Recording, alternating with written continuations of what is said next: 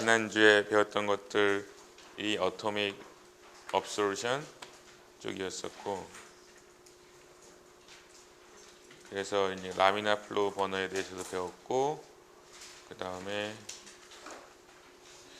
얘는 이렇게 두 번씩 눌러야 넘어가지. 얘는 뭘까?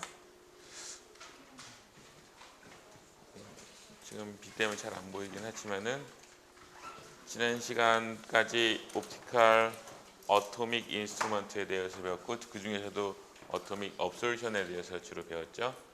그래서 원리에 대해서도 배웠고, 그 다음에 아마 지난주에 좀 새로운 거라고 하면은 이 어토믹 업솔션 픽들이 왜 브로드해지니까, 픽의 위드스가 어떻게 하면 어떤 이유 때문에 넓어지느냐 이런 거 얘기했었죠. 언설틴티, 도플러, 프레서, 그 다음에 마그네틱 같은 것들 얘기했었고, 그 다음에 또 중요한 부분이 있는데 이 불꽃에서의 그 온도의 영향이 어떻게 나타나냐, 요것이 어떻게 보면 어토믹 업솔루션이랑 어토믹 에미션이랑 갈라주는 중요한 차이 중에 하나거든요. 그래서 온도가 어떻게 영향을 미치느냐 그런 것에 대해 얘기했었고, 그 다음에 지난 시간에는 중점적으로 얘기한 게 어토마이저, 다른 옵티컬 인스트루먼트에는 없는 거가 어토마이저죠. 이거는 어토믹 스펙트로메트이기 때문에 시료가 용액으로 있든 고체로 있든 뭐 다른 형태로 있든, 그러니까 일단 원자화를 시켜야지 그 다음에 그 원자의 업솔션 스펙트럼이나 에미션 스펙트럼을 볼 수 있는 거기 때문에 이 어토마이저 부분이 이 옵티컬 어토믹 인스트루먼트에서의 굉장히 좀 새롭고 중요한 부분이 될 거고, 그 대표적인 거가 플레임 어토마이저, 일렉트로 서멀 어토마이저, 그 다음에 글로우 디스차지 어토마이저 이런 것들을 배웠어요. 그리고 플레임 어토마이저의 장점, 단점, 그 다음에 일렉트로 서멀 어토마이저의 장점, 단점 이런 것들, 원리 이런 것들을 배웠죠. 그리고선 그 기존에 우리가 7장이나 이런 데서 배웠던 옵티컬 인스트루먼트의 일반적인 구성 요소들, 소스를 뭘로 쓸 거냐, 뭐 샘플 컨테이너, 웨이브랭스 디텍터 이런 것들에 대해서 언급을 해야 되는데, 소스에서 이 어토믹 업솔루션이 굉장히 독특한 부분이 있었죠. 그게 뭐였지? 홀로우 캐소드 램프, HCl. 근데 이 복도에서 HCl 냄새가 많이 나대. 청소를 해서 그러나? 별로 안 좋은 것 같아요. 그치? 하여튼 그 HCl이랑은 다른 HCl이지만은 홀로우 캐소드 램프라는 것을 우리가 배웠었죠. 그래서 오늘은 저 홀로우 캐소드 램프, 지난 시간에 여러분들 표정을 보니까 좀 난감해하는 표정들이 많이 있었기 때문에 그걸 좀 다시 얘기하면서 시작을 할 거고, 그 전에 그 1차 중간 시험 채점한 거를 해놨더니 실망하지 마라. 여기가 끝이 아니야. 여기가 100점. 100점.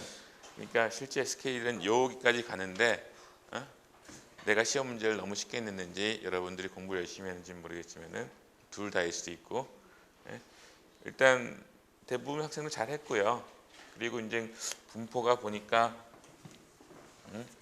여기에 아주 분리가 잘 된 픽이 하나가 있고,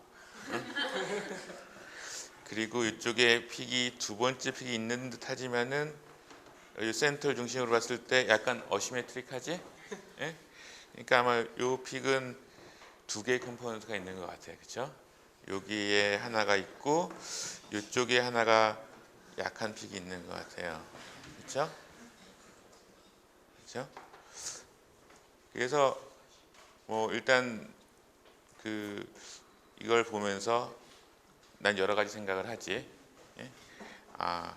만약에 이런 분포라면은 그 세 개의 분포가 있으면 그걸로 A, B, C를 나누면 되겠구나 라는 생각도 하고, 그리고 다음 2차 중간 시험 때 그때는 이게 100점 만점에서 95점은 너무 높다라는 생각이 들더라고요. 나 문제를 너무 수월하게 했구나 라는 생각이 들어서 이 부분을 좀 이렇게 얘하고 좀 분리가 안 되도록 하는 게 좋지 않을까, 오버랩이 되는 정도로. 그리고 우리 이번에 조금 공부를 했는데 컨디션이 안 좋았던가 아니면 나랑 포인트가 달라서 너무 어려운 것만 공부해서 그런지 모르겠지만은 약간 이 두 번째 픽 이후에 있는 친구들은 좀 이 두 번째 픽으로 같이 가서 우리 다음에는 그 세 개의 픽이 아니라 두 개의 픽으로 나타나면 좋지 않을까? 그러면은 나도 학점을 줄 때 훨씬 더 마음이 편하지 않을까라는 생각이 들더라고. 그래서 이번에는 대부분 중간 시험을 책에서 거의 문제 안 바꾸고 계산 문제는 내고 거의 안 바꾸고 내고 그 다음에 뭐 그냥 개념 우리 수업 시간에 얘기했던 것들 중심으로 물어봤었는데 그래서 다음 시험 때는 그런 부분을 이번 시험 정도 나왔던 내용들을 한 전체의 한 70%나 한 80% 정도를 그렇게 내고요. 그리고 한 20%나 30% 정도는 약간 여러분들의 어떤 좀 뭐지 그 차별성을 문제의 변별력을 좀 높이는 문제도 조금 더 낼게요. 그러니까 지금부터는 이제 처음 이제 한 학기 중간 정도 지났으니까 대략 그 가르치는 스타일, 그러니까 내가 수업하는 스타일을 캐치를 한 것 같고, 그리고 거기에서 이제 조금 더 여러분들이 더 업그레이드 될 수 있도록 좀 여러 가지 다른 문제들도 풀어보고 다른 생각들도 해보고 그러면 좋을 것 같아요. 그건 그렇고, 그리고 저거는 뭐 전체 아직 30%밖에 안 되는 거니까, 그리고 30%밖에 안 되는데 아까 그 차이가 그렇게 많지는 않잖아요. 스케일이 여기까지 와 있는 거니까.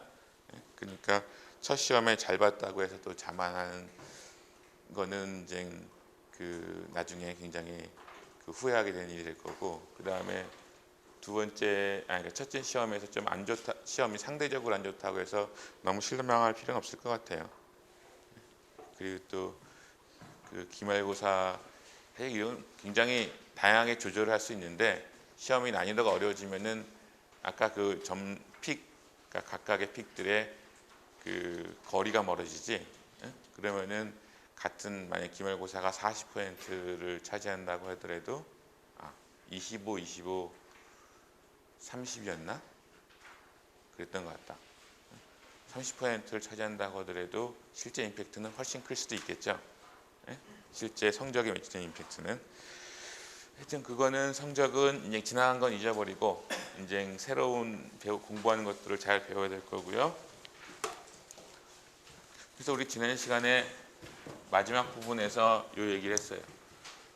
그러니까 원자를 분석할 때, 원소를 분석할 때 좋은 점은 이 어토믹 업소루션 라인들이 굉장히 얇다는, 그러니까 굉장히 밴드위스가 좁다는 이런 얘기를 했고, 그런 거는 처음엔 좋은 것 같았는데 이것에 해당하는 라이트 소스를 찾으려니까 이렇게 밴드위스가 좁은 것에 적당한 그러니까 라이트 소스가 거의 없는 거예요. 그러니까 그렇게 하려면은 모노크로메이터를 엄청나게 좋은 걸 써야 되는데 그렇게 하자니 뭐 가격도 굉장히 올라갈 거고, 그리고 실제로 최근까지도 모노크로메이터 밴드위드스가 이 어토믹 업솔루션 픽의 밴드위드스, 그러니까 위드스보다 훨씬 더 넓었어요.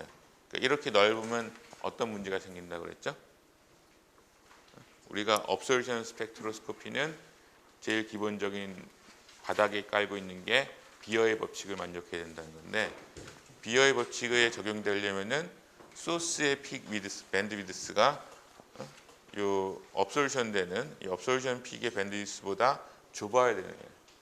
이게 더 넓으면은 리니어리티가 성립이 안 돼요. 비어의 법칙에서의 선형성이 성립이 안 돼요.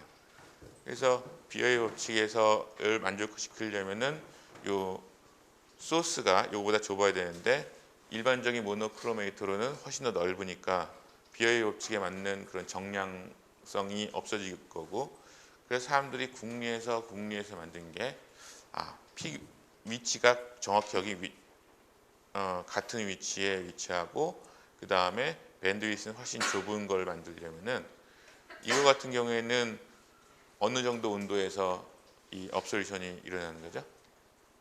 불꽃 안에서 어토마이즈 되면서 하는 거니까 어토믹 업솔루션 같은 경우에는 몇 도 정도라고 했어요? 대략 몇 도 정도 였을까? 그 태우는 불꽃 안 보고 천? 좀 1000에서 2000. 천에서 조금 너무 적게 썼어. 한 2, 3천도 정도 사이였던 걸로 기억하면 될 거예요. 2, 3천도 한 2,500도 정도 되는 온도에서 얘를 태우면은 픽이 원래의 uncertainty broadening이 있고 그 다음에 어떤 브로드닝이 더 있다고 그랬지?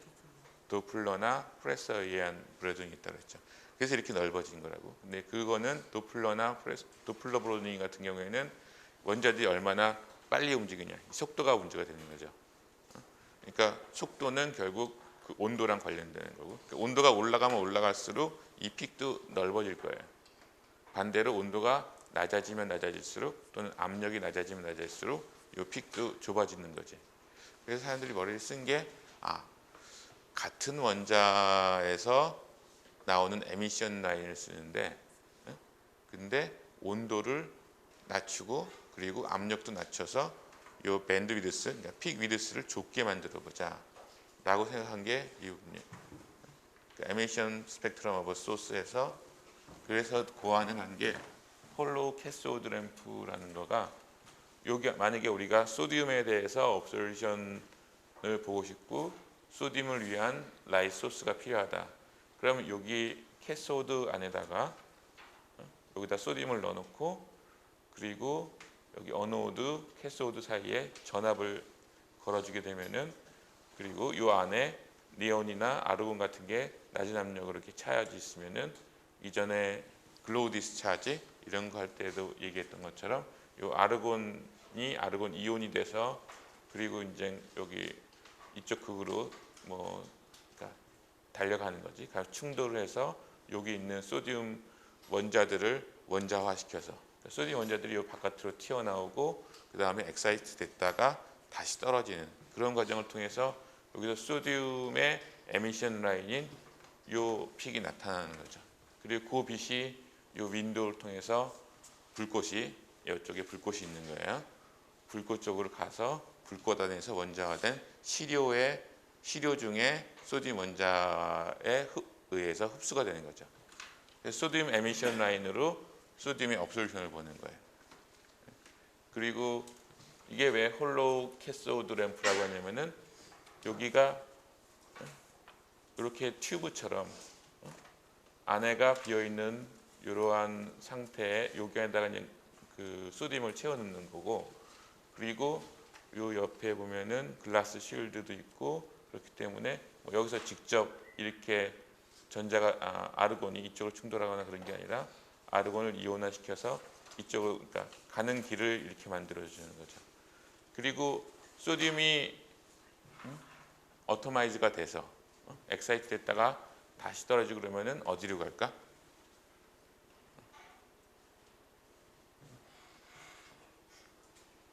그냥 놔둔다면 온 사방에 다 가서 이제 그 코팅이 될 거야. 증착이 될 거야. 그런데 여기서 최대한 그 소듐이 여기서 그러니까 어토마이즈 됐다가 다시 돌아오는 거를 이쪽으로 돌아오게 하려고 이 디자인을 홀로우 캐소드로 만들고 여기에 이제 글라스 쉴드를 만들고 그래가지고선 어떻게 보면 여기에 소듐이 적으면 적을수록 이제 이 램프의 수명은 짧아지는 거거든요. 그래서 수명을 좀 더 길게 하고 또 좋은 소스를 오래 유지하기 위해서 이런 홀로우 캐소드 램프라는 형태로 하고요. 그 다음에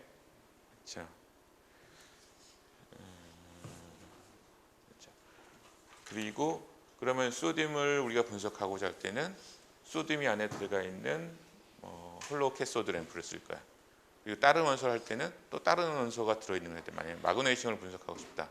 그러면 이 안에 마그네슘이 채워져 있는 그런 홀로우 캐소드 램프를 쓸 거고 그럼 여러 개의 램프가 필요하겠죠. 그래서 지난번에 이런 램프가 어떻게 장치가 되어 있다고 했지? 혹시 기억나요? 네? 그치 권총에서 총알 있는 것처럼 하나씩 이게 뭐 6개면 6개 아니면 8개면 8개 달려 있고 우리가 소듐을 분석하고 싶다 그러면은 그게 뭐 자동으로 찍 돌아가서 그 라이트 소스의 위치에 얼라인이 되고 그 그다음에 마그네슘을 하고 싶으면 마그네슘이 가기도 하고, 어떤 경우에는 그 요 안에다가 몇 개의 다른 원소들의 혼합물, 만약에 소듐하고 마그네슘을 같이 보고 싶다 그러면은 소듐하고 마그네슘을 같이 넣어주고, 몇 가지 비슷한 엘리먼트를 같이 넣어주고, 그렇게 되면 한 가지의 홀로 캐소드 램프를 가지고 여러 개의 그 원소에 대해서 사용할 수도 있겠죠. 그러면은 우리가 뭐 주기율표에 있는 뭐 100몇 개의 원소에 대해서 다 램프를 가질 필요는 없게 되겠지. 그래서 그렇게 사용하는 게 어토믹 observation 스펙트로메트리에서의 라이트 소스예요. 요거는 어토믹 observation에서 제일 특이한 부분 중에 하나니까 어토마이즈를 시켜야 된다. 그 다음에 라이트 소스가 다르다. 이런 것들이 다른 점이고, 그 다음에 그거 말고 다른 일반적인 구조는 우리가 7장이나 6장 앞에서 배웠던 그런 일반적인 옵티컬 인스트루먼트의 구조랑 많이 유사한데요. 싱글빔하고 더블빔 인스트루먼트는 예전에 분석화학 때 살짝 배웠죠. 네? 싱글빔 같은 경우에는 소스에서 빛이 나와서 하는데, 아마 이 경우에는 블랭크를 찍고 그 다음에 샘플을 찍고 블랭크 찍고 샘플 찍고 왔다 갔다 하면서 찍어야 되는 거예요. 그러니까 만약에 소스에 플럭츄에이션이 있다 그러면 그게 좀 에러가 될 수 있겠지. 근데 더블빔인 경우에는 이 안에 차퍼가 있어서 램프에서 오는 빛을 뭐 이것도 동시는 아니지만은 순간적으로 차퍼에 있는 거울이 있는 부분이 올 경우에는 이쪽 길로 가서, 그러니까 시료나 플레임을 통과하지 않으면서 디텍터로 가기 때문에 거의 흡수되지 않은 I0에 해당하는 시그널일 거고, 그리고 차퍼에서 구멍이 뚫려 있는 부분이 지나갈 때는 플레임 쪽으로 빛이 가기 때문에 플레임 안에서 원자화되고 있는 시료의 업솔루션을 측정해서 I1을 측정할 거게 될 거고, 그리고 두 개 간의 레이쇼를 이용해 가지고선 우리가 이제 업솔루션을 그러니까 농도를 측정할 수 있게 되는 거죠.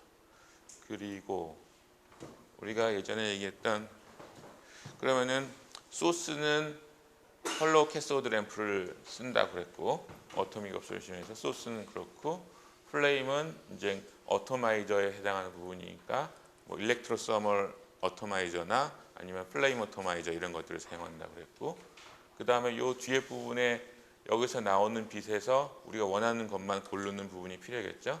이게 이제 그레이팅인데, 뭐 여기 같은 경우는 일반적인 그레이팅 중에 하나인 것 같고, 굉장히 이건 심플한 거고, 그리고 여기서는 우리가 배웠던 그 모노크로메이터죠. 오목 거울이 2개 있고 그런 상태고, 이런 것들은 뭐 다시 중복할 필요는 없을 것 같아요. 그 다음에 우리가 5장에선가 그 락인 앰프를 배웠죠. 여기서 들어오는 시그널이 들어오는 부분에만 맞춰서 증폭시키고, 그러니까 마듈레이션하고 그 다음에 증폭시키고 디마듈레이션 하는 것을 여기 차퍼의 레퍼런스 시그널과 동기화시켜서 뭐 증폭 및 디마듈레이션 하는 그런 유닛이 락인 앰프라고 그랬는데, 그것이 이 어토믹 업솔루션 스펙트로메터에서 사용되는 거예요.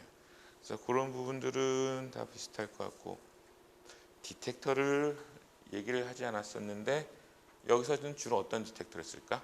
어토믹 업솔루션에서 여러분들 분석화학 때도 배웠을 텐데, 디텍터 중에서 제일 뭐 센시티브하고 이건 지금 미량으로 분석해야 되는 거니까, 디텍터에서 기억나는 거 없어요? 알고 있는 걸 얘기하면 정답이 되네.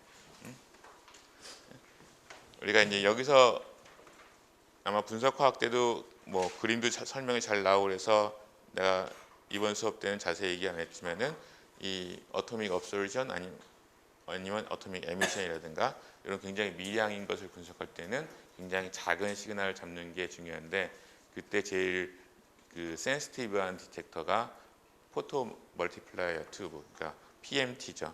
그래서 뭐 어떤 경우든 PMT가 제일 많이 쓰이는 거고, 그 다음에 뭐 여기에 쓰는 그 셀의 샘플을 담는 그릇이라든가 아니면 윈도우라든가 미러라든가 이런 것들은 어떤 재질로 만들어야 될 것 같아요? 일단 샘플의 셀은 여기가 필요 없죠. 그렇죠?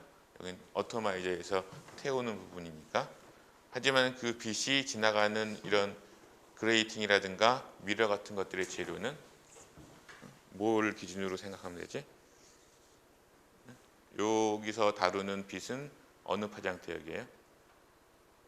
가시광선이나 기껏 해봤자 UV. 그러면 가시광선이나 UV에서 그러니까 트랜스페런트한 그런 재료들을 쓰면 되지. 그런 재료가 뭐가 있었지?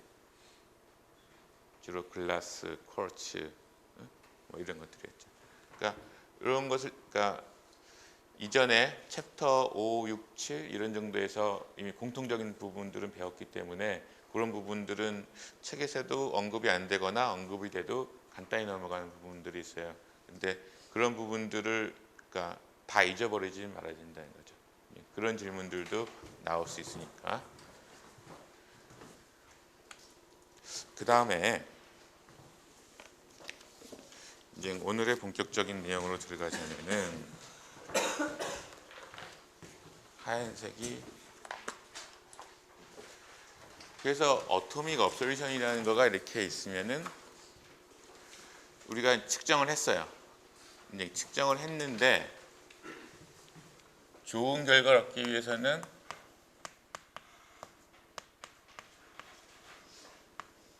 인터피어런스.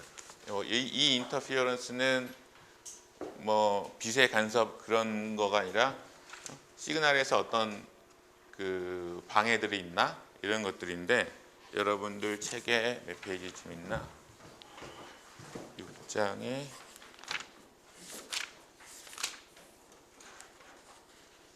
241페이지에 있네요.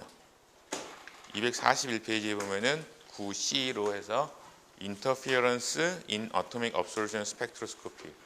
이제 각각 좀 어떤 뭐 다음에 뭐 IR, 라만, 뭐 NMR 이런 거 들어갈 때도 그렇겠지만은 Atomic Absorption Spectrometer라는 어떤 분석 방법을 배우게 되니까 그 방법에서 나오는 어떤 이 그 필요 없는 시그널들, 필요 없는 시그널들에 대한 보정 같은 게 필요한데 일단 인터피어런스가 뭐가 있을까? 그 책에 보면은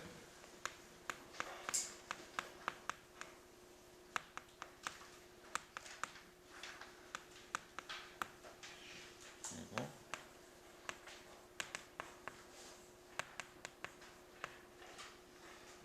인터피어런스라고 합니다. 그래서 우리가 정확한 농도를 측정하거나 그러니까 정확한 농도를 측정하려면 정확한 스펙트럼을 얻어야 되겠죠. 그럴 때 문제가 되는 어떤 노이즈 같은 요인들이 뭐가 있냐면은 스펙트럴 인터피어런스, 그러니까 분광학적인 어떤 간섭이 있을 수 있고 그리고 화학적인 간섭이 있을 수 있고 그렇게 그래요.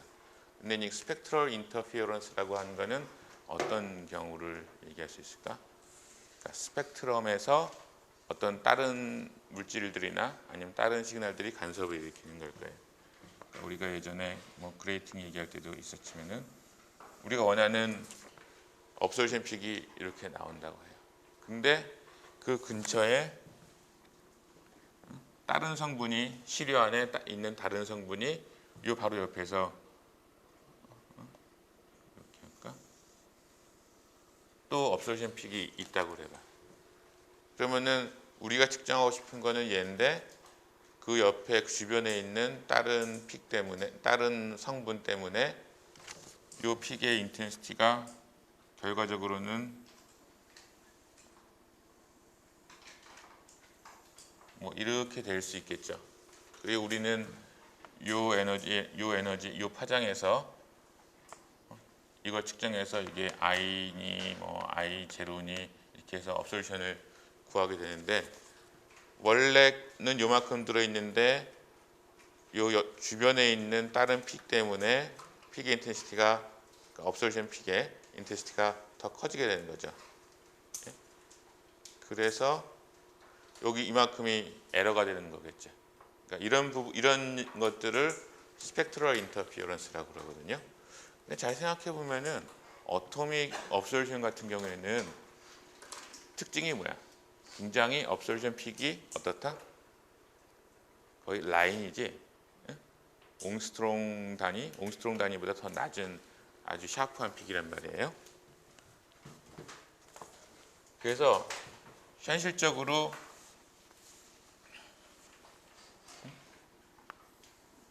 뭐 우리가 A라는 성분에 대해서 픽이 있는데 다른 B라는 성분이 에 의한 그 어토믹 업솔루션 스펙트럼이 두 개가 이렇게 겹치는 경우는 그렇게 찾기 쉽지 않아요.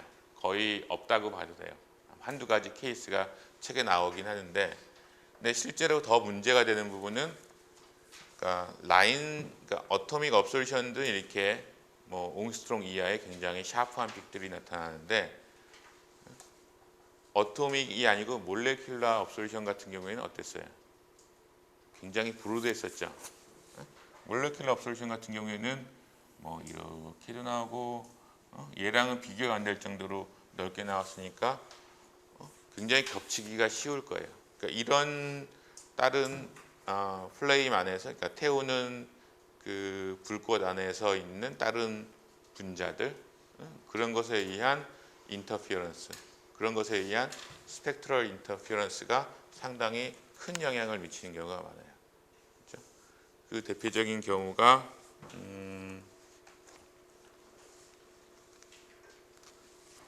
컨버스천 프로덕트가 있을 수 있어요. 잠깐만요. 케미컬 인터피어런스는 조금 이따 얘기를 해야 되니까.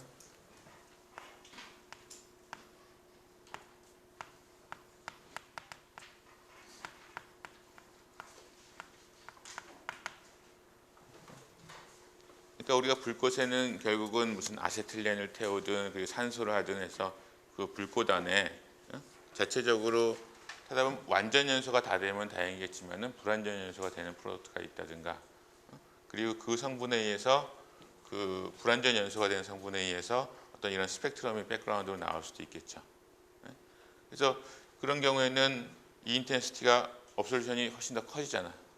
실제로는 그만큼 들어있지 않는데 요 백그라운드에 의한 거가 증가되니까 그만큼 더 많은 것으로, 그러니까 파저티브 쪽으로 시그널이, 그러니까 농도가 더 크게 나오게 되겠죠. 원래는 뭐 우리가 중금속을 분석을 했는데 그것의 농도는 한 1ppm밖에 없는데, 그런데 이런 컨버스션 프로덕트라든가 아니면 다른 백그라운드 업솔루션에 의해서 커지게 되면은 뭐 이런 게 되게 예민하거든요. 뭐 중금속이라든가 아니면은 뭐 수은 이런 것들이 정부기관에서 규제하는 것들이 되게 많기 때문에, 그러니까 분석을 잘못하게 되면 실제로 없는데도 굉장히 많이 있다고 분석을 할 수 있다고. 그러니까 그 경우에는 이 부분에 대한 그 백그라운드 컬렉션을 다 해줘야 되겠죠. 근데 컨버스천 프로덕트라는 거는 결국은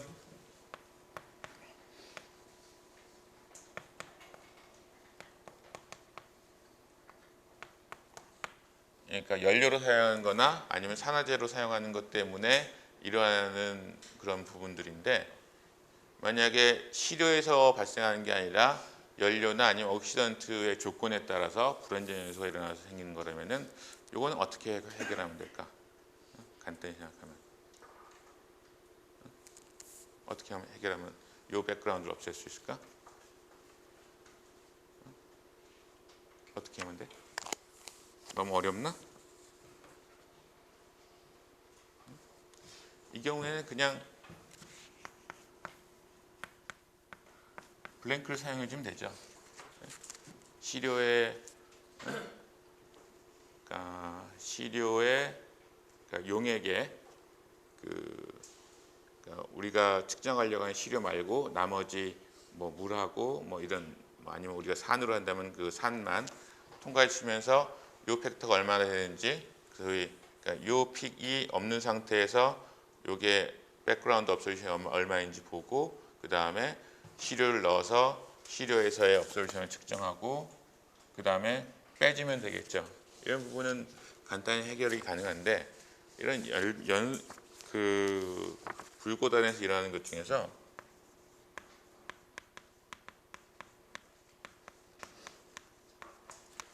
매트릭스 이펙트가 있는 경우가 있어요.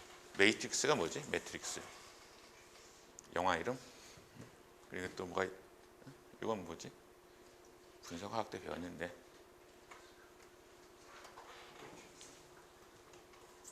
매트릭스를 매질. 보통 우리 한글책에서는 매질이라고 아마 번역을 할 거예요. 매질은 뭐지? 우리 시료를 분석하는데 만약에 뭐 혈액에 있는 뭐 중금속의 농도를 분석한다. 그러면은 그 혈액의 그 금속은 아마 몇 ppm도 아니고 뭐 ppb 굉장히 낮은 농도로 있을 텐데 그거 말고 다른 것들이 엄청나게 많죠. 우리 피 속에 보면은 뭐 각종 유기 물질들, 뭐 적혈구, 백혈구 막 이런 것들. 그러니까 그러한 유기 물질이나 아니면 다른 성분들이 결국은 우리가 분석하려는 성분 말고 그 나머지들 그것들이 그 매질이 되는 거예요. 이게 단순히 증류수라면은 이런 매트릭스 이펙트가 거의 없겠지만은 그 안에 있는 다른 성분들이 불꽃 안에서 같이 타잖아. 타면서 불완전 연소가 될 수도 있고, 그리고 타면서 새로운 중간 상태의 어떤 분자들을 만들 수도 있고, 걔네들이 이런 백그라운드 어떤 스펙트라들을 만들어서 시그널을 더 크게 만들 수도 있을 거예요. 그러니까 이런 경우에는 단순히 블랭크를 한다고 해서 그것을 제거할 수는 없죠. 그렇죠? 이게 이 피어리나 옥시던트에 있는 문제가 아니라 시료 자체에 있는 문제니까. 그렇다고 해서 시료 자체에다가 우리가 원하는 증후성을 빼고 나머지를 똑같이 그러니까 매트릭스에만 해당하는 샘플을 만들 수 있으면 좋겠지만은 그것도 그렇게 쉬운 일은 아니야. 그렇죠? 이 경우는 어떻게 해결해야 되나? 여러분 책이 어디 나올 텐데 책에 보면은 241페이지의 오른쪽에 한 중간 정도에 나오는 건가 보다.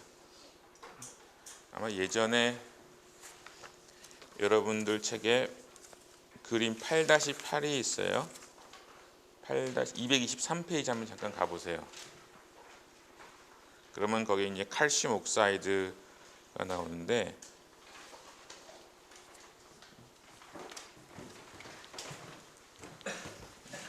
(223페이지에) 보면은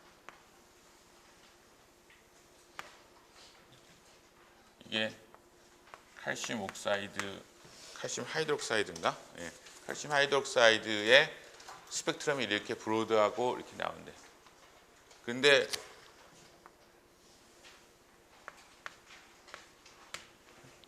바륨의 업솔루션 라인이 여기에 있다 그러네. 우리가 시료 안에 바륨을 측정하려고 그러는데 바륨 같은 거 분석하려면 아마 뭐 바닷물이라든가 아니면 강물 이런 데 있는 아마 원소일 것 같은데 그걸 분석하려고 하는데 칼슘은 사실 어디나 대부분 있잖아요. 우리 몸속에도 굉장히 많은 칼슘이 있고 뭐 이런 먹는 음식물, 우유 이런 데도 많이 들어있을 거고 그리고 강물, 바닷물, 토양 이런 데도 굉장히 많이 들어있을 거예요. 그러니까 시료 안에 여기서 우리가 태우는 시료 안에 바륨이 조금 들어있고 칼슘은 되게 많이 들어있을 거야 일반적으로. 근데 얘를 같이 태우는 거잖아요. 근데 태울 때 바륨은 오토마이즈 되지만 칼슘 같은 경우에는 일부가 이런 하이드록사이드가 생기게 된다면은 바륨 픽은 뭐 조그맣게 있는데 칼슘 옥사이드 때문에 칼슘 옥사이드의 양 때문에 전체적으로 굉장히 많이 있는 것처럼 측정될 수 있겠죠. 그래서 이런 경우에는 칼슘이 피얼이나 옥시던트에 들어있는 게 아니라 이 매트릭스에 들어있는 거죠. 시료 자체에 들어있는 거고 거기 있는 성분이 어떤 새로운 몰레큘러 스피시스를 만들어서 거기에서 나오는 이런 브로드한 스펙트럼이 어떤 백그라운드로서 작용하게 되는 거죠. 그래서 그 책에 보면은 칼슘 옥사이드는 어떻게 제거한다고 되어 있나? 어떻게 제거해야 되지? 아, 이 한글판으로 보면은 페이지가 딱딱 안 맞지? 거기 보면은 241페이지 아래쪽에 쭉 내려가면은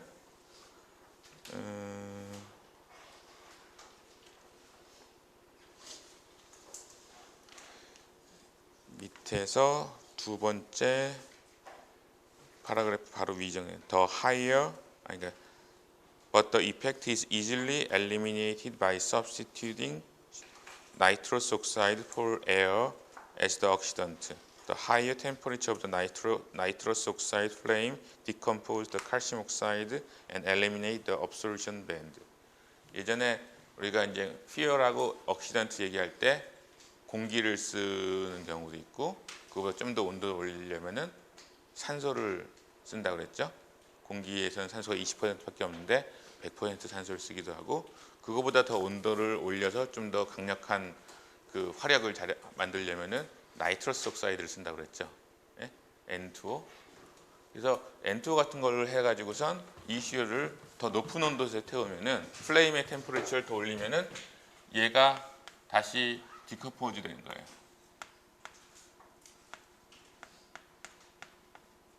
이게 분해가 돼버리고 이 픽이 없어져 버리겠죠. 그러면 이제 원래의 바륨의 픽만 관찰할 수 있겠지. 그래서 많은 경우 이런 인터피어런스들은 이렇게 만약 그 원인이 그냥 퓨얼의 뭐 불완전 연소에서 일어나는 거다라면 블랭크로 사용해 가지고선 보정을 해주든가, 매트릭스에서 생기는 거라면은 그 매트릭스 이펙트의 원인을 잘 파악해서 그 성분을 제거해 줄 수 있는 뭐 온도를 변화시켜 준다든가 뭐 이런 것들을 할 수도 있어요. 그런데 하나 더 얘기해야 되는구나. 그리고 하나 더 얘기할 게, 요거 같은 경우에 지금 요 픽들이 업솔션에 대한 것들이죠. 그러니까 인터피어런스가 다른 분자들의 흡수에 의한 인터피어런스였죠. 근데 한 가지 더 생각을 해야 되는 거가, 이런 컨버스션 프로덕트라든가 매트릭스 팩트 같은 거가 업솔번스 픽으로 나타날 수도 있지만은 또 어떤 경우에는 스캐터링이 일어날 수도 있어요. 만약에 요 안에 어떤 성분이 있을까? 옥사이드가 형성되는 성분들. 책에 보면은 뭐 지르코늄이나 타이타늄이나 텅스텐 같이 들어있는 성분 중에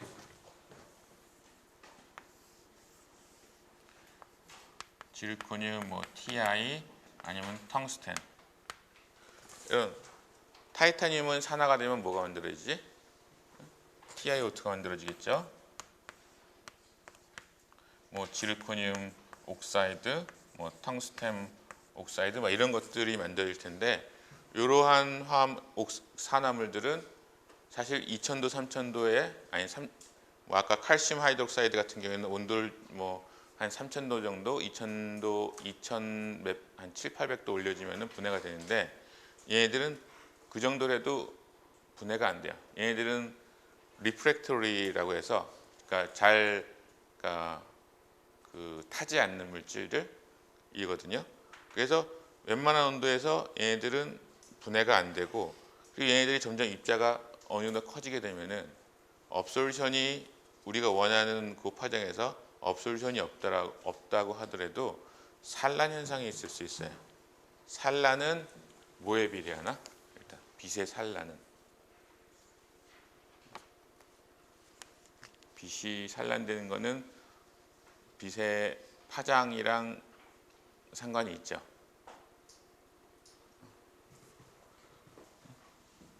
우리가 500나노미터짜리 빛이, 그러니까 뭐 레이저가 532나노미터다.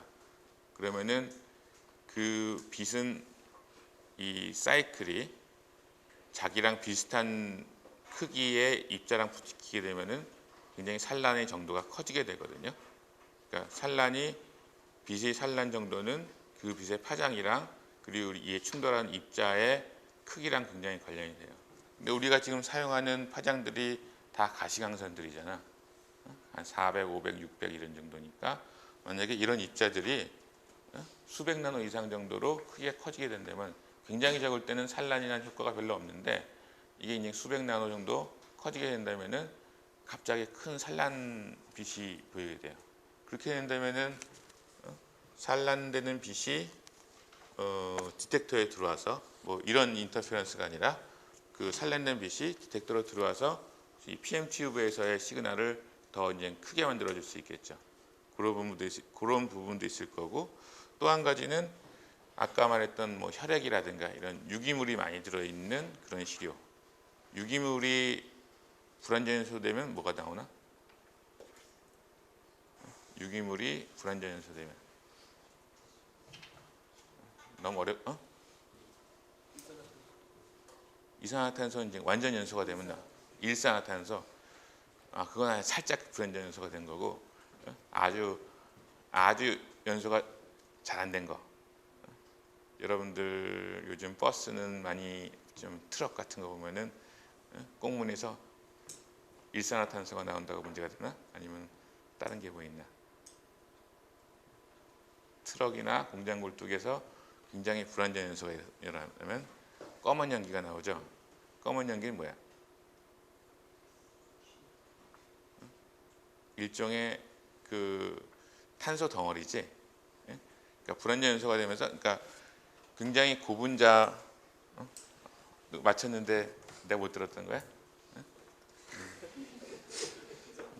그래서 굉장히 유기물 같은 게 시료 안에 매트릭스 안에 되게 많게 되면은 그게 또 불완전 연소가 될 수 있고, 불완전 연소가 된 거가 마치 작은 그 파티클, 그러니까 숯덩어리처럼 있게 되고, 그러면 그게 뭐 수백 나노 아니면 수 마이크론까지 커진 뭐 트럭이나 그 이런 데서 불완전 연소가 되면 아주 검은 연기가 나오는 거는 그게 우리 눈에 보일 정도로 굉장히 큰 까만 마이크론까지도 갈 거예요.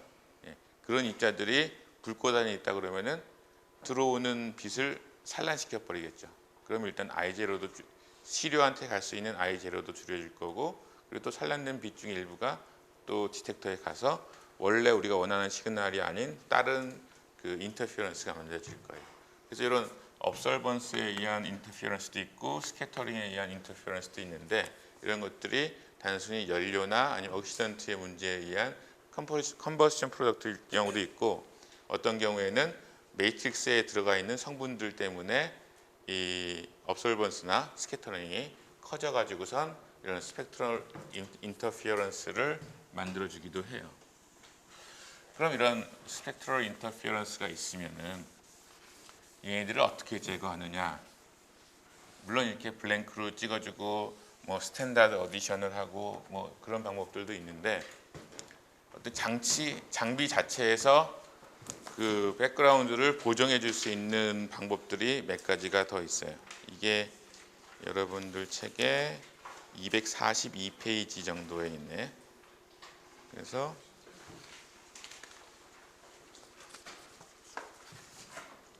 요거는 그 중에 첫 번째 건데, 두 번째 거구나 저거는. 그래서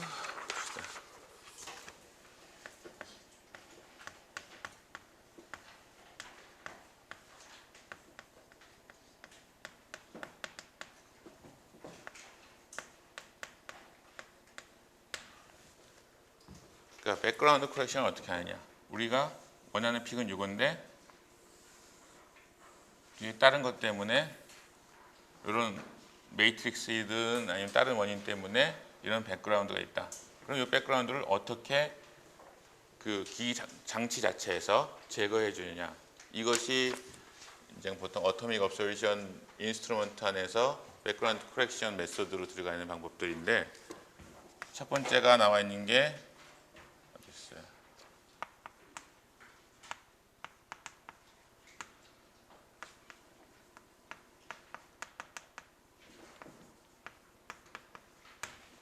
투라인 커렉션 메소드라는 게 있고, 이거는 우리가 그 라이소스를 보면은 예전 그림을 한번 들어가 봅시다.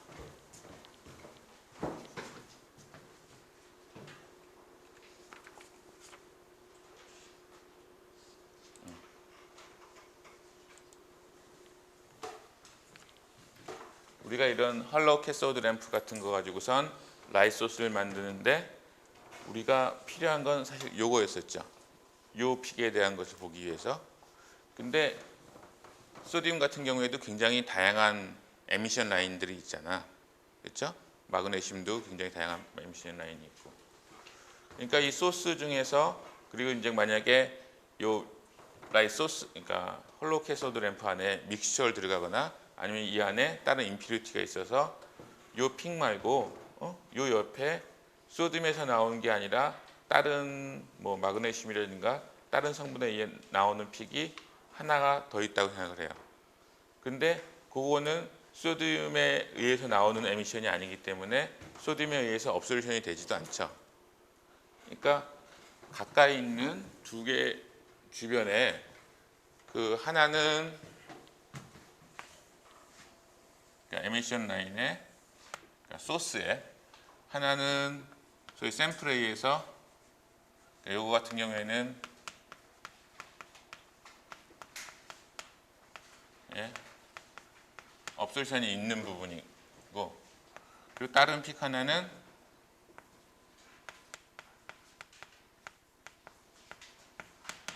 시료에 뭐 아까 예를 들은 뭐 소듐 같은 거에 의해서 흡수가 안 되는 어떻게 보면은 레퍼런스 소스 그러니까 라인 같은 거가 되는 거죠. 그래서 이런 소스를 이런 두 개의 라인이 가지고 있고 그다음에 두 개의 라인 중에 하나는 원래 의도했던 그 성분에 의해서 흡수가 일어나는 그런 픽이고 또 다른 하나는 그 시료에 의해서 그 원소 그 우리가 보고자 하는 원소에 의해서 흡수가 전혀 안 일어나는 거 한다면은 시료를 그러니까 플레임을 통과하고 나서 얘는 흡수가 되겠지만 얘는 원래의 시료로 그대로 있어야 되겠죠. 만약에 아까 저런 매트릭스 이펙트라든가 저런 뭐 컨버션 프로덕트에 의한 이런 백그라운드가 전혀 없다면 근데 저런 게 만약에 있다면 어떻게 되겠어요? 색깔을 다 얘도 이렇게 줄어들겠지만은 이 두 번째 픽도 다른 매트릭스 이펙트 때문에 여기 주변에 있는 뭐 몰레큘러 업솔션에 의한 픽 때문에 줄어들겠죠. 여기서 줄어든 거는 소위 백그라운드 때문에 줄어든 걸 것일 거고 여기서 줄어든 것은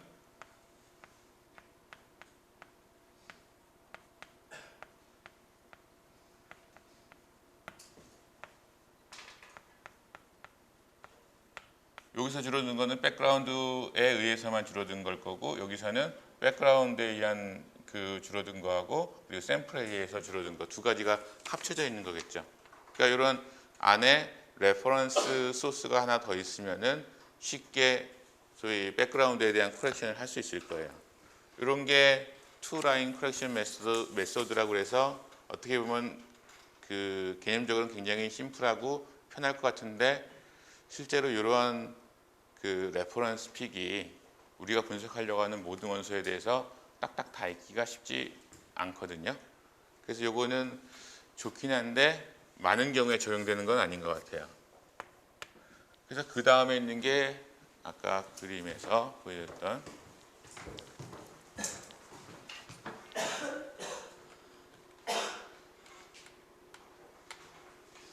듀티리움 램프 컨티니엄 소스 백그라운드 커렉션인데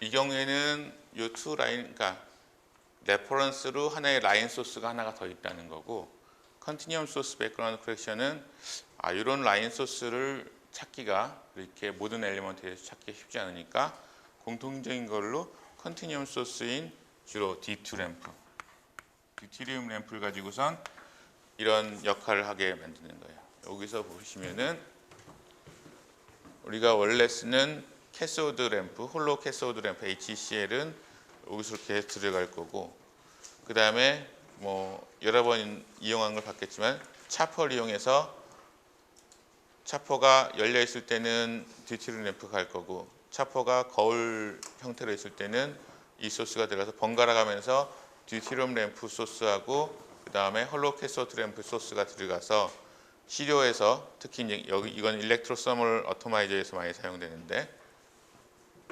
시료에서 흡수가 되는 거는, 그러니까 시료 플러스 백그라운드에서 흡수되는 거는 요 홀로우 캐소드 램프에서 갈 때 보시면은 듀티륨 램프는 빛의 파장 영역이 어디예요?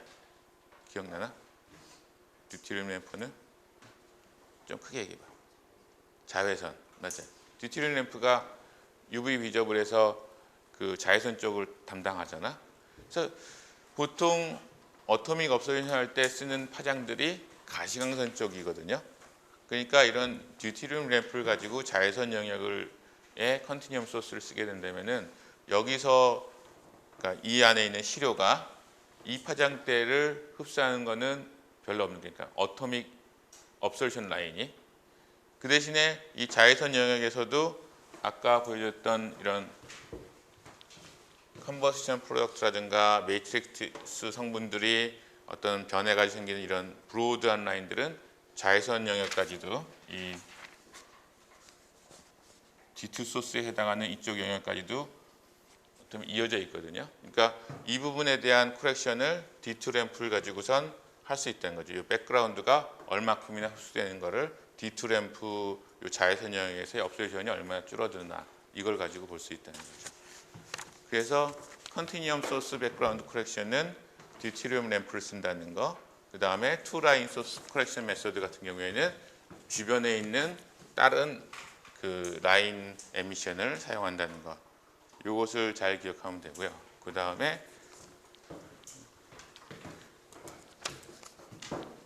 이제 또 이제 1시간 정도 되니까 또 졸려오시겠네.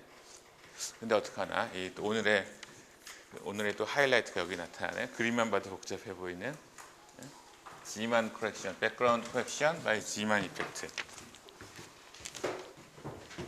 세 번째가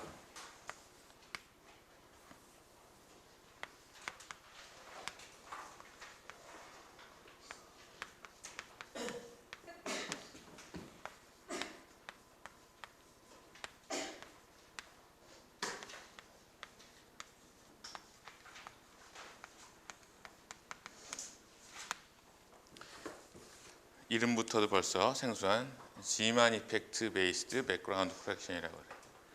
일단 그러면 G만 이펙트가 뭔지를 알아야 되겠죠. G만 이펙트가 이전에 몇 번 얘기를 하려다가 얘기를 안 한 부분이야. 언제 있었나? 우리가 오늘도 간단히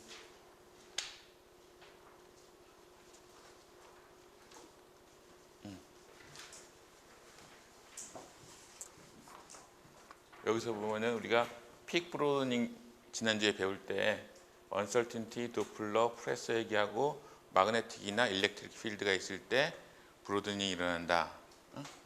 뭐 이런 얘기를 하는데 그거는 나중에 배우자. 뭐 이렇게 끝냈죠. 이 부분에서 특히 마그네틱 필드에 의한 이펙트가 G만 이펙트예요. 그러니까 원자가 어떤 아주 센 자기장 안에 들어가게 되면은 그 안에서 업소레이션이 그냥 하나 상태로 있는 것이 아니고 여러 개로 분리가 돼요. 그러니까 그리고 그 레졸루션이 충분하지 않으면은 이제 브로드된 것처럼 보이겠죠. 그래서 이게 굉장히 원자의 형태에 따라서 다양하게 관찰되는데 여기서 보면은 이게 홀로우 캐소드 HCl이고 그 다음에 이게 그래파이트 포네스니까 일렉트로서멀 어토마이저죠. 요 안에 샘플을 집어넣고 그런데 여기에다가 자석이 있는 거야. 굉장히 센 자석이. 그리고 이 자석이 있을 때는 원래는 여기 성분이랑 여기 성분이랑 같은 성분일 테니까 같은 위치에서 픽이 나와야 되는데 여기서는 픽이 하나만 있잖아요. 근데 이 자기장 하에서는 픽이 양옆에 두 개가 더 생긴 거야. 그리고 책에서 얘기하기로는 이게 제일 간단한 경우다. 가운데 파이는 가운데 있고 시그마 플러스 시그마 마이너스로 해서 픽 세 개로 이렇게 스플리팅 되는 거가 있는데 이게 제일 간단한 경우고 대부분의 경우는 이거보다 훨씬 더 복잡하게 픽 스플리팅, 픽 브로드닝이 일어나게 되고요. 그래서 여기서 이용하는 거는 요 G만 이펙트, 마그네틱 필드를 걸어줬을 때 픽이 스플리팅이 되고 그리고 이 경우에 여기 이게 파이냐 아니면 시그마 플러스냐 시그마 마이너스냐에 따라서 이 업솔루션 특성이 굉장히 독특해, 그러니까 아주 특징적이 돼요. 그게 어떤 얘기냐면은 여기에서 요 가운데 사실 요 파이가 여기 들어오는 빛하고 같은 위치에 있는데 요 파이 업솔루션 같은 경우에는 그 빛의 폴라리제이션, 빛이 원래 빛은 모든 방향으로 이 사인파가 왔다 갔다 하는데 위아래도 갔다 하고 좌우 아니면 뭐 10도, 20도, 300, 그러니까 360도 돌아가면서 폴라라이제이션이 되어 있는데 이 앞에다가 이 G만 임팩트를 이용한 코렉션을 할 때는 이 앞에다가 폴라라이저를 넣게 돼요. 그래서 뭐 편광이죠. 편광기를 넣게 되면은 빛이 지금 여기서는 두 개만 고르는 거야. 위아래로 왔다 갔다 하는 빛하고 좌우로 왔다 갔다 하는 빛하고. 그래서 이 두 개의 빛을 보내주고 이 경우에 어디 있나? 그 시료에서 요 파이 같은 경우에는 어디 있어요? 요 패러럴한 빛은 흡수를 하고 여기 있는 요 패러럴한 빛은 흡수를 하게 되고 그리고 이런 그러니까 퍼펜디큘러 그러니까 수직으로 되어 있는 이 평면에 대해서 수직으로 되어 있는 빛은 흡수를 안 해요.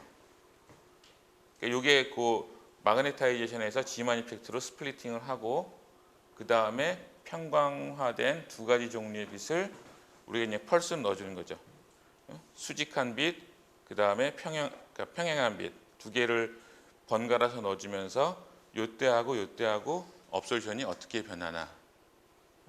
근데 우리가 시료가 G만 이펙트에서 이렇게 스플리팅이 돼 있고 요 파이 컴포넌트는 요 형태의 그러니까 요 형태의 빛만 흡수하니까 여기서 보면은 여기서는 백그라운드 흡수하는 거에다가 어토믹 업솔루션인데 여기서는 백그라운드가 흡수한 것만 여기 나타나게 되는 거죠.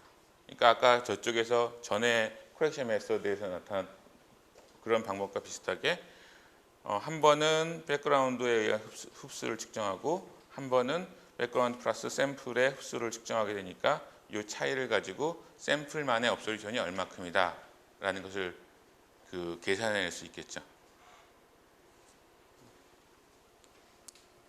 그리고 나서 최종적으로는 우리가 업솔루션을 측정하면 되는 걸 거고.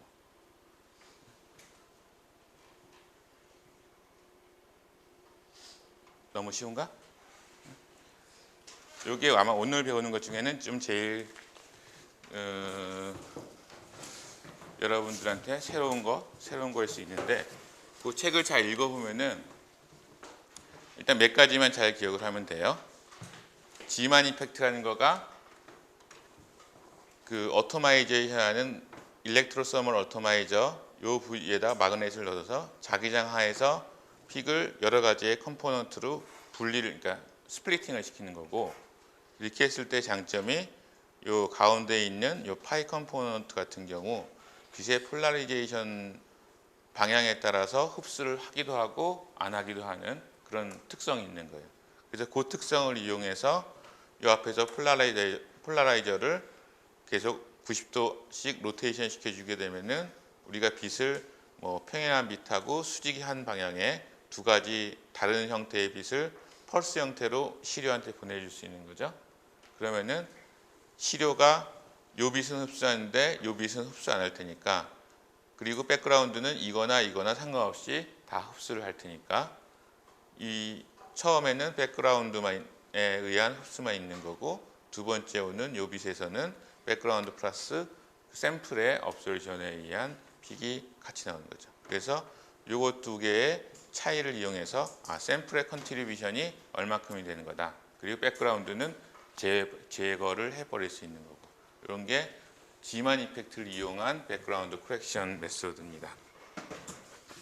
그 다음에 소스 셀프 리버설 뭐 이런 것도 있는데 그거는 아마 다음 시간에 얘기할 때 좀 더 얘기할 것 같고 아직 끝난 건 아니야. 있다는 거 정도는 알아야 될 것 같아요. 그래서 케미컬 인터피런스 같은 경우에는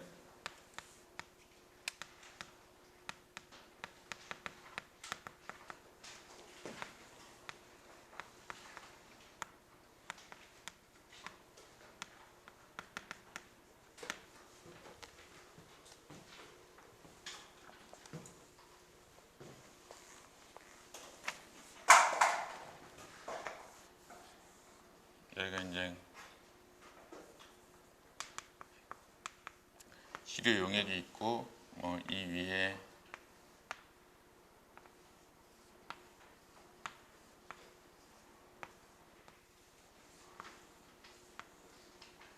시료를 빨아들여서 여기서 막 태워서 램프가 있고 결국은 이쪽에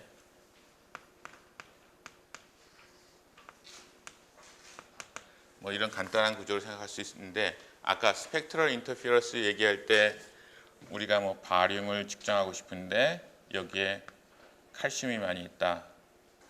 그래서 칼슘이 올라가면서 이 안에서 칼슘 하이드록사이드가 만들어진다든가, 그러면은 칼슘 하이드록사이드의 스펙트럼이 바륨의 스펙트럼이랑 겹치면서 어떤 에러를 만들어준다. 이런 얘기를 했었죠. 그리고 칼슘이 아니라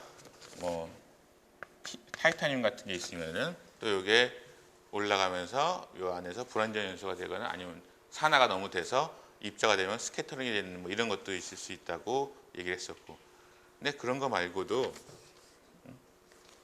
만약 이 안에 설퍼라든가 설페이트라든가 아니면 파스페이트라든가 이런 게 있고, 이번엔 칼슘을 분석한다고 생각을 합시다. 칼슘을 분석하려고 그러는데 이 시료 안에 설페이트나 파스페이트 같은 게 같이 막 들어가 있어요. 아니면은 설퍼나 그냥 포스포러스가 들어있다든가. 그러면은 얘네들이 이 안에서도 그렇고 여기 올라가서 그러니까 옥시데이션이 되겠죠. 근데 칼슘은 만약에 칼슘이 이온으로 있다고 해봐. 칼슘하고 설페이트나 포스페이트가 같이 있으면 어떻게 되나? 우리 뼈가 뭐로 돼 있지? 응? 뼈가 뭐로 돼 있어? 칼슘 포스페이트로 돼 있죠. 그리고 칼슘 설페이트, 포스페이트 이런 것들은 굉장히 그러니까 용해도 상수가 낮은 거지.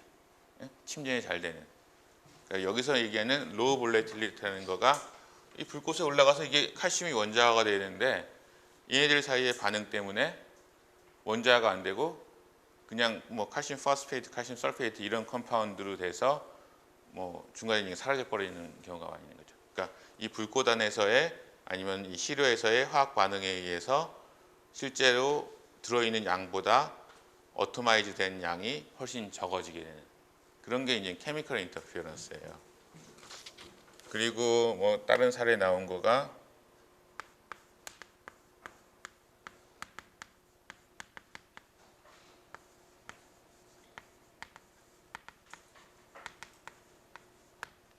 이라든가 아니면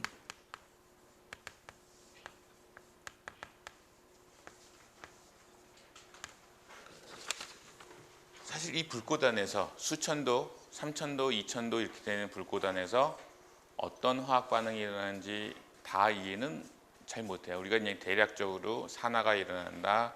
그 다음에 이제 어떤 분자로 돼 있던 거가 분해가 되는 어토마이즈가 된다든가 아니면 그런 분해 반응이 일어나고, 그리고 또 뭐가 있나? 그리고 이제 원자가 된 다음에 원자가 더 그 열을 받으면 이제 이온화가 될 수도 있겠죠. 에너지를 더 받으면은 그런 반응들이 이 불꽃 안에서도 어떤 화학 평형을 이루고 있을 텐데 이제 그런 부분이 영향을 미치는 거죠. 여러분들 책에 보면은 디소시에이션 같은 경우에는 어떤 옥사이드 형태로 있는 거가 이게 한쪽으로만 가버리고 확실히 다 가버리면 모르겠지만은 이 메탈 옥사이드 형태로 있는 거나 그리고 이게 분해가 돼서 메탈하고 옥시젠으로 다시 있는 거나 요 사이에 평형이 이루어지고 있다면은 이쪽 성분에 뭐가 있는지 아니면 산소 양이 얼마가 있는지 이런 것들이 이 평형에 영향을 미쳐 가지고선 결국은 우리가 측정하고자 하는 어토마이즈 되어 있는 요 M이라는 성분에 대한 양을 바꿔주겠죠. 그러면 시그널에서 플럭츄에이션이 생길 수 있을 거야. 그리고 아이오나이제이션 같은 경우는 좀 더 심각한 게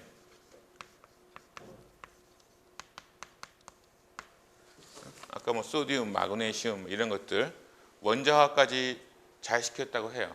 근데 원자화가 된 다음에 이온화가 되면 그러니까 우리 챕터 7인가?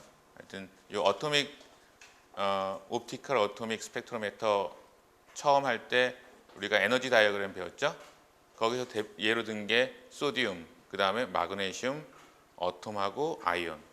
근데 여러분들 기억나는 걸로 마그네슘 어톰이랑 마그네슘 이온이랑 같은 스펙트럼을 가지나? 에너지 다이어그램 전혀 달랐지. 전자가 하나가 떨어지는 것에 따라서. 그러니까 만약에 마그네슘이 원자가 되고 그 다음에 더 에너지를 받아서 이온화가 된다. 이러한 반응이 불꽃 안에서 연속적으로 일어나면서 어떤 화학 평형을 이루고 있다라고 생각을 한다면은 우리가 지금 측정하는 거는 아마 에너지를 마그네슘 원자의 어떤 특정한 픽의 그 에너지를 튜닝을 해놓고서 그것만 측정하고 있을 텐데 얘가 이온화가 돼버리면은 실제로는 이온으로 있든 원자로 있든 총 마그네슘의 양은 똑같을 텐데 이온화 반응이 이쪽 평형이 이쪽으로 더 이동한다면은 우리가 측정하는 측정값은 훨씬 적게 나오겠죠. 그리고 만약에 이 안에 일반 화학들이 전자가 더 들어가면 어떻게 될까?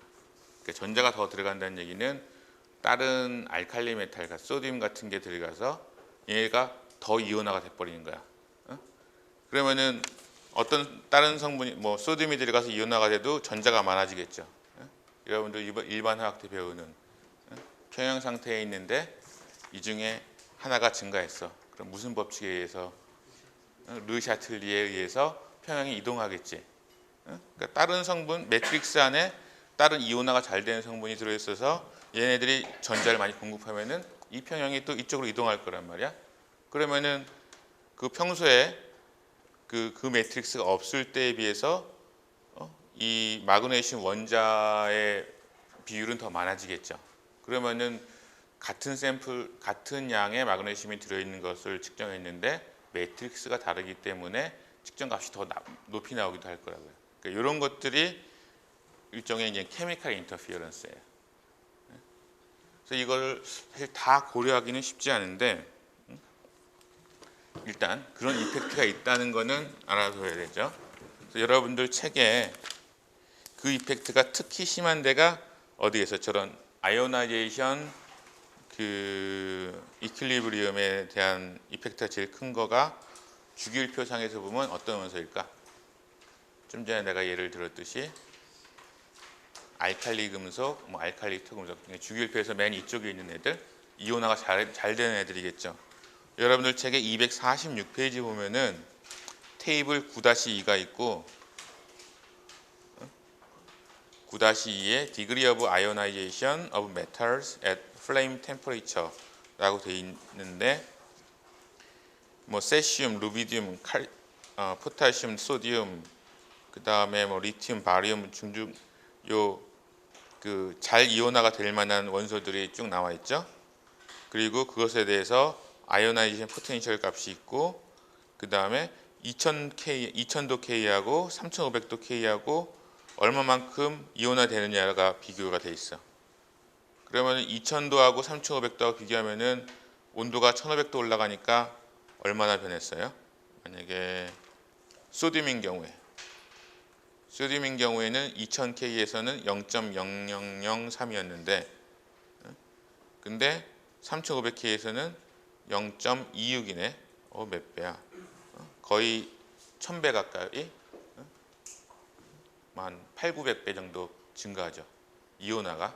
그런다는 얘기는 이온화가 많이 되면은 어톰으로 있는 거는 적어진다는 거니까 그 시간이 훨씬 줄어들 거야. 그리고 온도의 이펙트도 있고 또 그 옆에 보면은 압력의 이펙트도 있네요. 압력이 12-4승 ATM인 경우하고 10-6승인 경우. 그래서 같은 소듐을 가지고 보면은 0.0003에서 여기 0.003이네. 그러니까 같은 온도인데 압력이 100배 정도 낮아지니까 이온화가 어디 있어요? 한 10배 정도 또 증가했네요. 그러니까 이런 온도와 압력이 이펙트가 있는 거예요. 그러니까 그것을 여러분들이 정량 분석할 때는 그런 부분을 고려해야 되겠죠. 그리고 여러분들 책에 보면은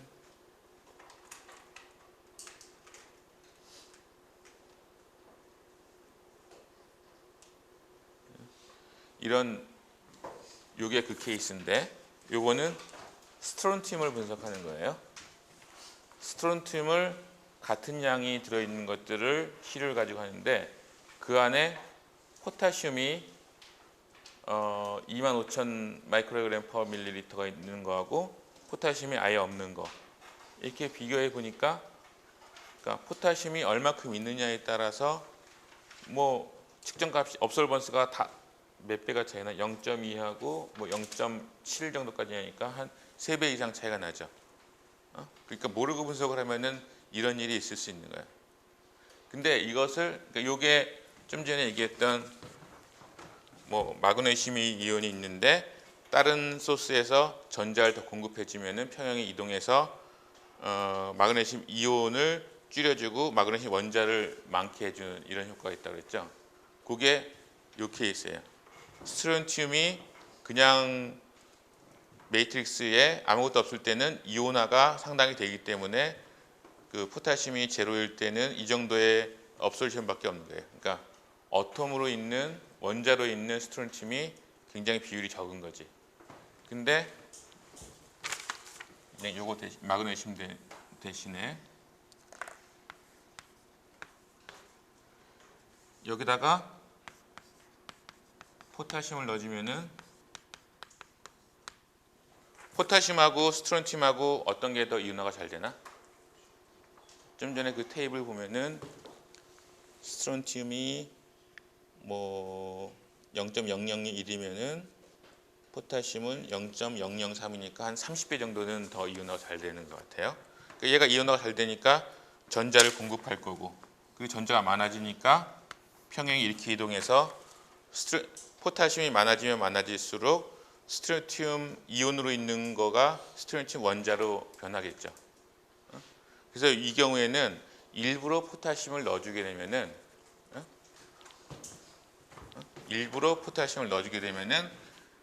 그 스트론튬의 이온화를 막아주는 그런 효과가 돼요. 막아주고 그 대신에 그 스트론튬 어톰의 시그널이 점점 커지는 게 되겠죠. 그래서 여러분들 책의 246페이지 한 오른쪽에 중간쯤에 보면은 이탈릭체로 써 있는 게 있어요.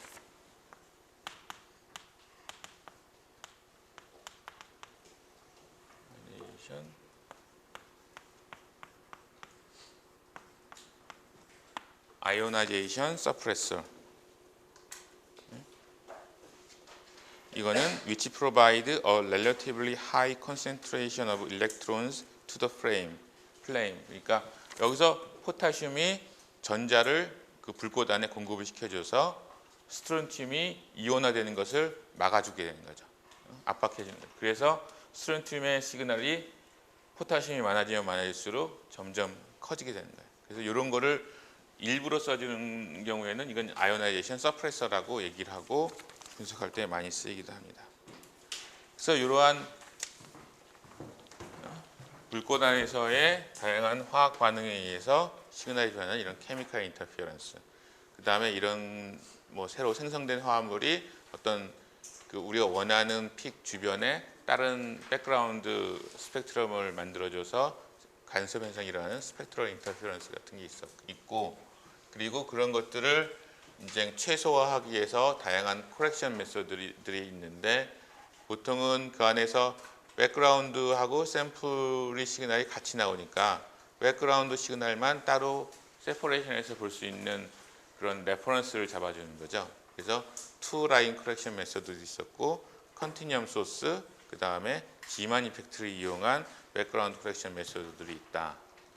그리고 좀 전에 얘기했던 아이오나이제이션 같은 거는 아이오나이제이션 서프레이서 같은 걸 사용해 가지고선 케미칼을 이용해서 이런 이온화 효과를 최소화해 주는 이런 부분들이 있었습니다.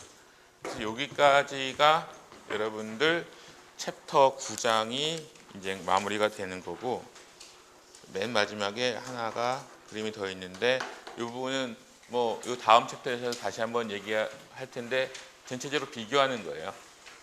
우리가 어토믹 업솔션 플레임으로 어토마이즈 했을 때, 어토믹 업솔션 일렉트로 서멀로 어토마이즈 했을 때, 그 다음에 어토믹 에미션인데 이게 이제 불꽃으로 했을 때 어토믹 에미션인데 ICP로 했을 때, 그다음에 어토믹 플로레센스인데 플레임으로 할 때. 근데 뭐 대략 패턴을 보면은 숫자가 제일 작은 게 어떤 거야?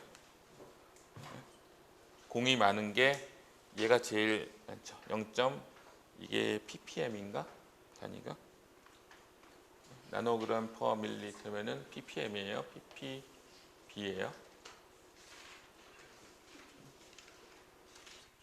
C마스 9승이고 1ml 1g이니까 ppb인 것 같다.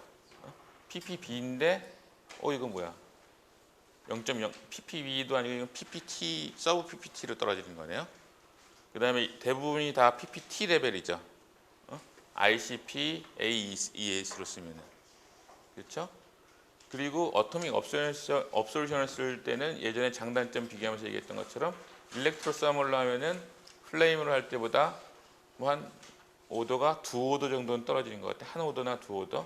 1ppb였으면은 이제 0.25, 1에서 0.01. 그러니까 훨씬 더 낮은, 그러니까 훨씬 더 센시티브한 메소드가 됐죠. 그리고 같은 어토믹 에미션인데 ICP로 하면은 온도가 한 6,000도 정도 될 거고 플레임을 하면 한 2,000도, 2,500도 이 정도 될 텐데 그 온도 차이가 이 센시티비티를 이만큼 차이 나게 만드는 거죠. 그래서 이 경우에는 사실 같은 플레임이라면은 어토믹 업솔루션을 쓰는 게 어토믹 에미션을 쓰는 것보다 장점이 많이 있죠. 센시티비티 면에서. 그리고 근데 굉장히 안 좋은 것 중에 하나가 머큐리가 굉장히 안 좋네. 아스닉 200 ppb 거의 ppm 정도까지 센시티비티가 떨어지는 거니까 그거 같은 경우 어떻게 분석할 것이냐 이런 것도 나중에 한번 얘기를 해야 될 것 같고. 그래서 어토믹 스펙트로메트리에 있는 뭐 다양한 방법들, 다양한 어토마이제이션 메소드들에서 다양한 성분들에 대해서 얼마 정도의 센시티비티를 가지는지 대략적인 감은 있어야 될 것 같아요. 어떤 게 어느 조건에 좋다, 그게 왜 좋은지 이런 것들을 알고 있으면 도움이 많이 될 것 같습니다. 오늘은 여기까지 마칠게요. 예, 수고하셨습니다.